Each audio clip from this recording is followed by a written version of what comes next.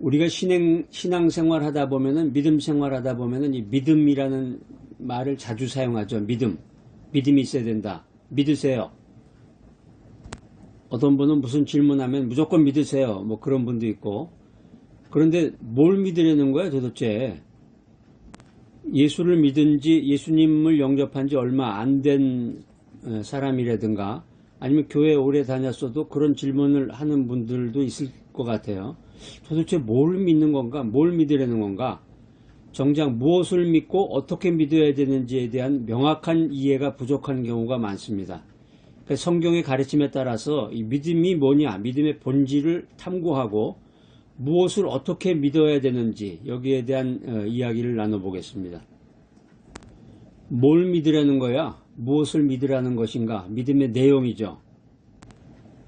전도하러 갈 때 그러잖아요. 그래, 뭘 믿으라는 거야 도대체?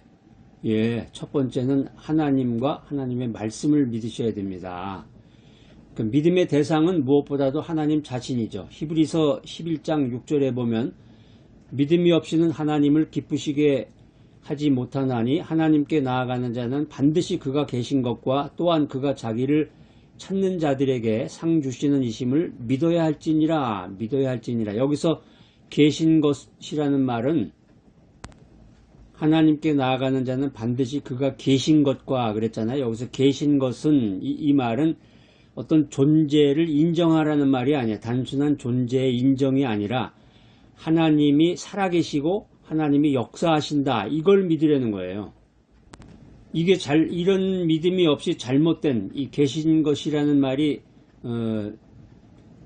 헬라어 원어에 보면은 이제 에스틴인데, 이 계신 것에 대한 의미가 잘못되면은 죽은 하나님을 믿는 거죠. 하나님은 살아계시고 하나님은 오늘도 역사하시는데 그 개념을 모르면은 죽은 하나님을 믿게 되는 것이죠.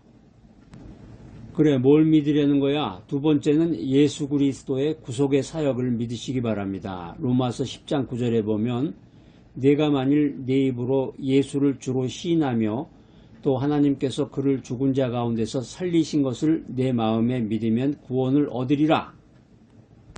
그러니까 한국 사람이 그 감정이 이제 강해가지고 울컥해가지고 갑자기 부흥회 같은 데 갔을 때 갑자기 이제 그 은혜를 받았다 그래가지고 이제 그런 감정에 휩쓸려가지고 그러는 경우가 많은데, 믿음이라는 게 단순한 감정이나 어떤 긍정사고가 아니에요. 예수님의 십자가 대속과 부활을 역사적인 사실로 받아들여야 된다는 것입니다. 그래, 뭘 믿으려는 거야? 세 번째는 성경의 약속을 믿으셔야 됩니다. 하나님의 약속을 신뢰하는 것이 참된 믿음입니다.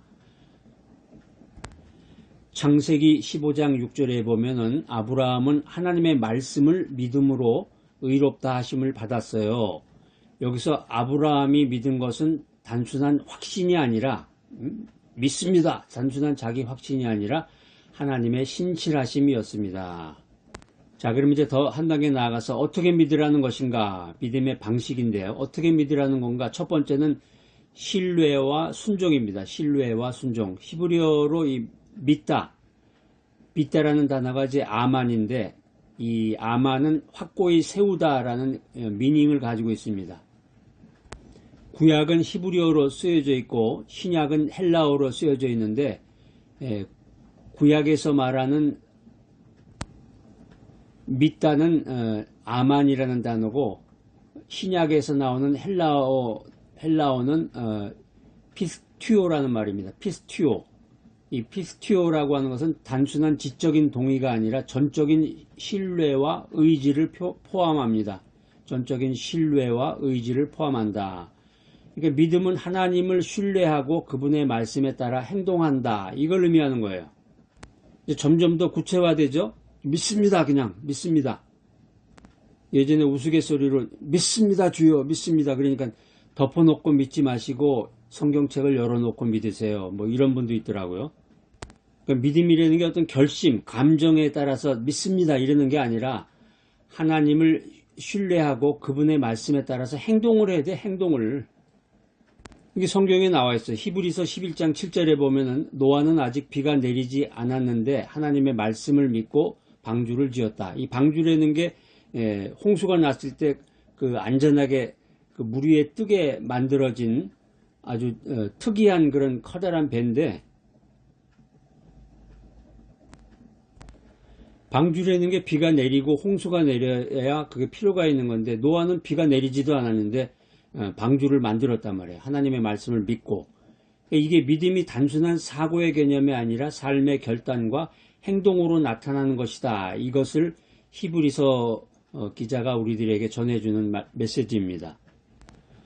그래, 어떻게 믿으려는 건데, 두 번째는 지속적인 믿음입니다. 지속적인 믿음. 성경에서 믿음을 표현하는 그 헬라어 동사, 아까 얘기했죠?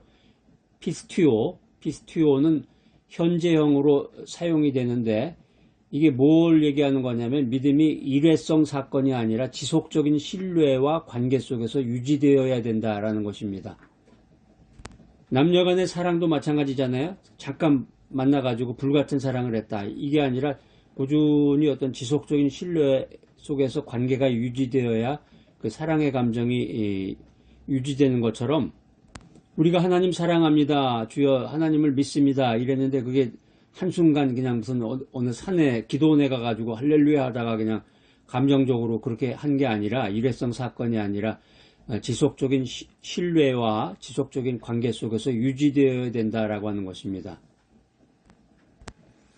요한복음 3장 16절에 나오는 믿는 자라는 얘기는 단순히 한 번 믿었다는 것이 아니라 지속적으로 믿고 의지하는 상태를 나타내는 것입니다.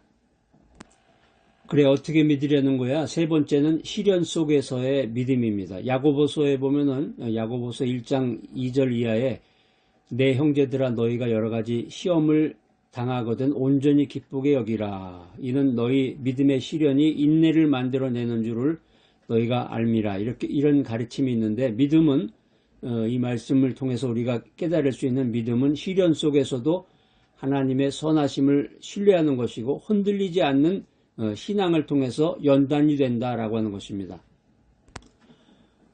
어느 날 아버지가 5살 된 아들에게 믿음이 무엇인지 설명해 주기 위해서 이벤트를 마련했습니다. 아버지는 아이에게 눈을 감고 자신의 목소리만 따라서 걸어오라고 했습니다. 아이는 처음에는 불안하고 주저했지만 아버지의 목소리를 믿고 한 걸음씩 나아갔습니다. 결국 아이는 아버지 품에 안겼고, 그때 아버지는 믿음이란 보이지 않아도 이렇게 신뢰하고 따르는 거야, 이런 말을 했다고 합니다.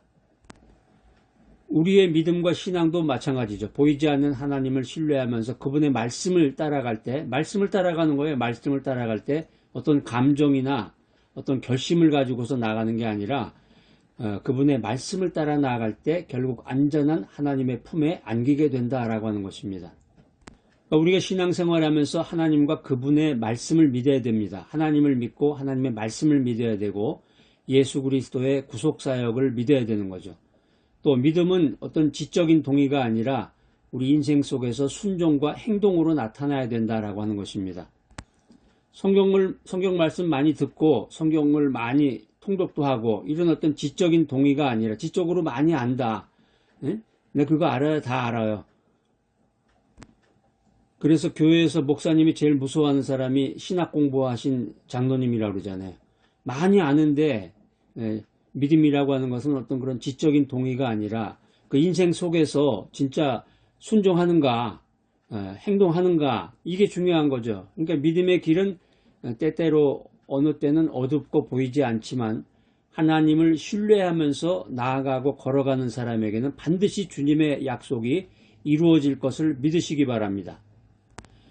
자, 오늘 이 귀한 메시지 들으시는 여러분들, 우리 모두가 무엇을 어떻게 믿어야 하는가, 뭘 믿으려는 거야, 어떻게 믿으려는 거야 이런 얘기를 하면서 우리가 살아가는데 이걸 좀 생각해 봐야 됩니다. 그래서 더욱더 견고한 믿음의 삶을 살아나가시기를 축복합니다.